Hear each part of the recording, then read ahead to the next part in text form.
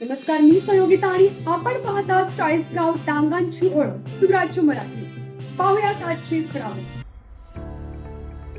अकोले तालुक्यात आदिवासी काँग्रेसच्या अध्यक्षपदी अरुण गोंदके यांची निवड. राजूर प्रतिनिधी सचिन लगड. अकोले तालुका आदिवासी काँग्रेसच्या अध्यक्षपदी अरुण गोंदके यांची नियुक्ती करण्यात आली आहे. त्यांच्या निवडीमुळे तालुक्यातील आदिवासी समाजात उत्साहाचे वातावरण निर्माण झाले असून कार्यकर्त्यांनी त्यांचे अभिनंदन केले. नवीन जबाबदारी स्वीकारताना अरुण गोंदके यांनी आदिवासी समाजाच्या सर्वांगीण विकासासाठी कटिबद्ध राहण्याचा निर्धार व्यक्त केला. जल, जंगल, जमीन या हक्कांचे संरक्षण, वन हक्क कायद्याची प्रभावी अंमलबजावणी आणि शासकीय योजनांचा लाभ प्रत्येक कुटुंबांपर्यंत पोहोचविणे हे आपले प्रमुख ध्येय राहील, असे त्यांनी सांगितले. युवकांना रोजगाराच्या संधी उपलब्ध करून देणे, कौशल्य विकास शिबिरे आयोजित करणे तसेच विद्यार्थ्यांसाठी शैक्षणिक सुविधा वाढवणे यावर विशेष भर दिला जाणार असल्याचेही त्यांनी स्पष्ट केले.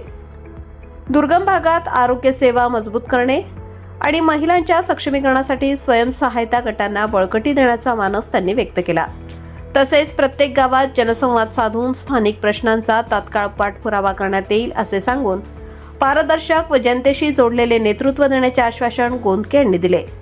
अरुण गोंदके यांच्या नेतृत्वाखाली अकोले तालुक्यात आदिवासी काँग्रेसची संघटना अधिक बळकट होईल असा विश्वास कार्यकर्त्यांनी व्यक्त केला आहे.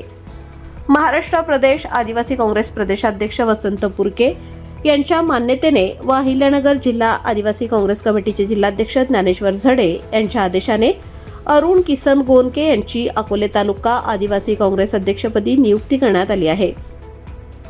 आदरणीय राहुल गांधी यांच्या नेतृत्वाखाली काँग्रेस पक्षाने आदिवासी भागात पक्ष संघटन मजबूत करण्यासाठी ठोस पावले उचलली आहेत. आदिवासी समाजापर्यंत काँग्रेसची विचारधारा पोहोचवण्यासाठी स्वतंत्र आदिवासी काँग्रेस युनिटची स्थापना करण्यात आली आहे.